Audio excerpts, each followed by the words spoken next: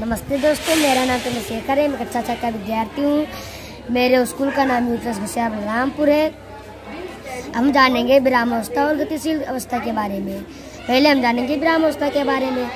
जब कोई वस्तु में समय के साथ परिवर्तन नहीं होता है उसे हम विरामावस्था कहते हैं। और अब हम जानेंगे गतिशील अवस्था के बारे में।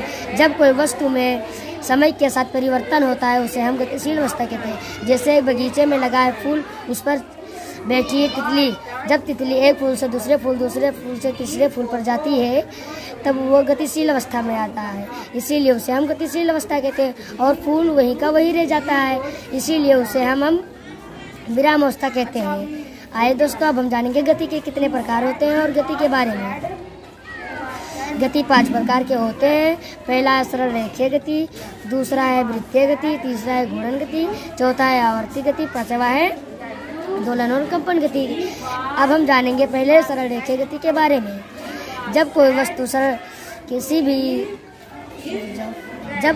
सरल रेखीय गति करती है उसे हम सरल रेखीय गति कहते हैं। जैसे ये हमारा सड़क पर चलती हुई वाहन, जैसे ये सड़क है और ये हमारा वाहन, और ये सीधे सरल रेखीय गति करती है, इसीलिए हम इसे सरल रेखीय गति कहते हैं। आइए दोस्तों, अब हम जानेंगे वृत्तीय गति के बारे में। जब कोई वस्तु निश्चित बिंदु के चारों ओर निश्चित दूरी पर चक्कर लगाती है उसे हम वृत्तीय गति कहते हैं। जैसे कि ये हमारा है, जैसे ये है हमारा बिंदु और इसे हम चारों तरफ चक्कर लगाता है। जैसे ये समान दूरी पर वृत्तामार्ग चक्कर करता है, इसीलिए हम इसे वृत्तीय गति कहते हैं। आइए दोस्तों, अब हम जानेंगे घूर्णन गति के बारे में। जब कोई वस्तु अपने धुरी या अक्ष के चारों तरफ चक्कर लगाती है उसे हम घूर्णन गति कहते हैं। जैसे ये हमारा खिलौना है, इसे हम जब ये नाचता है तो अपने अक्ष पर चारों तरफ चक्कर लगाता है, इसीलिए हम इसे घूर्णन गति कहते हैं।